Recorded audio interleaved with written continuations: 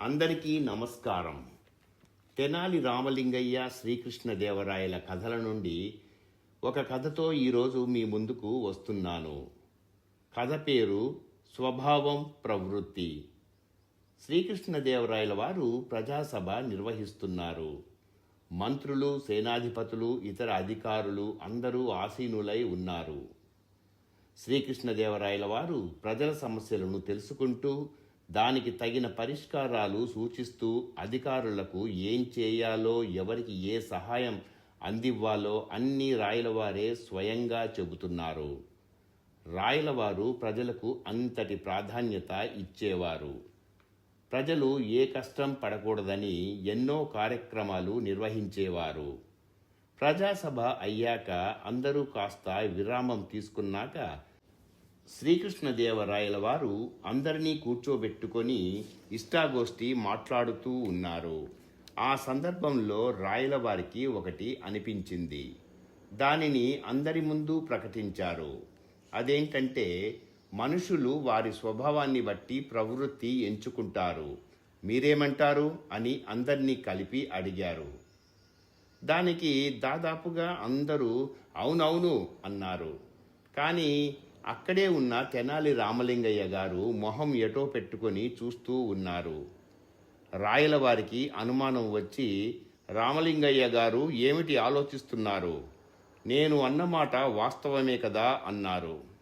దానికి తెనాలి రామలింగయ్య గారు, ఆ మాటకు నేను మీతో ఏకీభవించలేను మహాప్రభు. స్వభావం వేరు, ప్రవృత్తి వేరు. చేస్తున్న పనికి అతని స్వభావానికి ఒక్కోసారి పొంతన ఉండకపోవచ్చు. కాబట్టి నేను దానిని వ్యతిరేకిస్తున్నాను అని అన్నారు.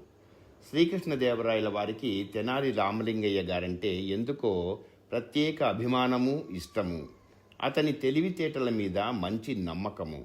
అయినా కూడా సరదాగా రామలింగయ్య గారికి పరీక్ష పెట్టడం రాయల వారికి సరదా. అప్పుడు శ్రీకృష్ణదేవరాయల వారు, స్వభావానికి ప్రవృత్తికి సంబంధం ఉంది అని నేను అంటే వ్యతిరేకించారు కదా, దానిని మీరు ఎలా నిరూపిస్తారు అని రామలింగయ్య గారిని అడిగారు. దానికి తెనాలి రామలింగయ్య గారు శ్రీకృష్ణదేవరాయలతో ఏకాంతంగా మాట్లాడుతూ, మహారాజా, రేపు ఉదయం మనిద్దరము మారువేషాలతో రాజ్యంలో తిరుగుదాము. అప్పుడు మీకు ప్రవృత్తి స్వభావంకి ఎటువంటి సంబంధము లేదని నిరూపిస్తాను. మీరు మటుకు నాతో పాటే ఉండి నేను ఏం చేసినా మీరు మాట్లాడకూడదు అని చెప్పారు. దానికి రాయలవారు సరే అని ఒప్పుకున్నారు. మరుసటి రోజు అనుకున్న ప్రకారము ఇద్దరూ మారువేషం వేసుకొని నగర పర్యటన చేశారు. నగరంలో ఒక మిఠాయిలు అమ్ముకునే వ్యాపారస్తుడు కనిపించాడు. తెనాలి రామలింగయ్య గారు ఆ మిఠాయి కొట్టుకు వెళ్ళారు. రాయలవారు అతనిని అనుసరించారు. మిఠాయి కొట్టువాడితో తెనాలి రామలింగయ్య గారు చాలా దీనంగా మొహం పెట్టి, మేము పొరుగురు నుంచి వస్తున్నాము, బాటసారులము. దారిలో దొంగలు పడి ఉన్నదంతా దోచుకున్నారు. ఇప్పుడు చాలా ఆకలి వేస్తోంది, కొంచెం సహాయం చేస్తారా? తినడానికి మీ కొట్టులోంచి ఏమైనా ఇప్పించండి అని నాటకం ఆడాడు. మిఠాయి కొట్టులో కూర్చున్న వ్యాపారస్తుడు చీదరించుకుంటూ, చీచి, వ్యాపారం చేసుకునే సమయంలో ఈ గోలేంటి? నిన్ను చూసి కొనేవాళ్ళు కూడా రారు, పోపో అని చీదరించుకున్నాడు. రామలింగయ్య గారు అంతటితో వదిలేయకుండా, అయ్యా, చాలా ఆకలి వేస్తోందయ్యా, మాకు తినడానికి ఏమీ లేదు, ఏదో రకంగా సహాయం చేయండి అయ్యగారు అని ప్రాధేయపడ్డాడు. మిఠాయిలు అమ్ముకునే వ్యాపారస్తుడు తన చుట్టూరా తినుబండారాలు పెట్టుకొని కూడా ఏ మాత్రం చెలించలేదు. అతని మనుషుల చేత తెనాలి రామలింగయ్య గారిని మెడపట్టుకొని బయటకు గెంటించాడు. మహారాజా వారు ఇదంతా గమనిస్తున్నారు. తెనాలి రామలింగయ్య గారు మహారాజును వెంటబెట్టుకొని అలాగే ముందుకు నడుచుకుంటూ వెళ్తున్నారు. ప్రజలందరూ చూస్తున్నారు. కానీ వీరిద్దరిని ఎవ్వరూ గుర్తుపట్టలేదు.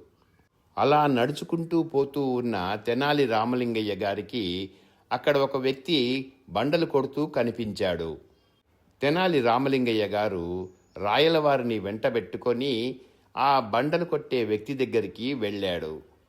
అతనితో కూడా, అయ్యా, మేము పొరుగురు నుంచి వస్తున్న బాటసారులం. దారిలో దొంగలు పడి ఉన్నదంతా దోచుకున్నారు.